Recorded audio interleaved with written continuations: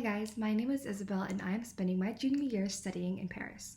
For this video, I wanted to share some tips for students coming to Paris and just general information that is really good to know.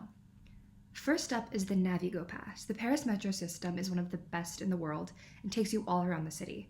So, since you'll be using the metro multiple times a day, I highly recommend getting a Navigo physical pass. This pass allows you to just tap into the station without having to whip out your phone. The Navigo Pass also allows you to pay for monthly passes, which is a lot cheaper and easier than buying individual tickets. Next up are the markets in Paris. Whether it's produce, meat, or vintage goods, weekend markets are a huge scene in Paris. These farmers markets take place all around the city, which makes them really easy to find, and buying produce like fruits and vegetables are so much cheaper than you would ever expect, so please check them out if you have the time. Something that I find really awesome in France are the student perks. Many museums in Paris offer free entry to students, which will save you a ton of money.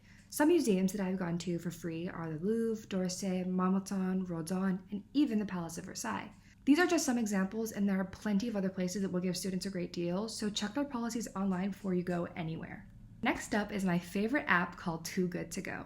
So, Too Good To Go is a sustainable company that allows bakeries and grocery stores to sell these sort of mystery bags, and they're filled with their goods that they have remaining at the end of the day that they can't use the next day. These deals are always super cheap, and it's a fun surprise to kind of see what you're going to get in your mystery bag. I recently paid €3 for a bag from a bakery, and I got 2 baguettes, a few loaves of bread, and a ton of pastries.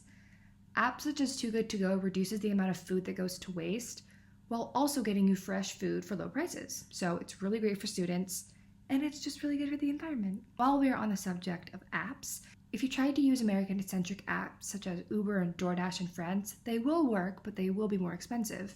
It's important to do your research and find equivalent for the companies that you like so that you're not only supporting European businesses, but also saving money. Instead of Uber, I use the app called Bolt, which is cheaper and also more popular in Paris, which makes it a lot easier to find a ride.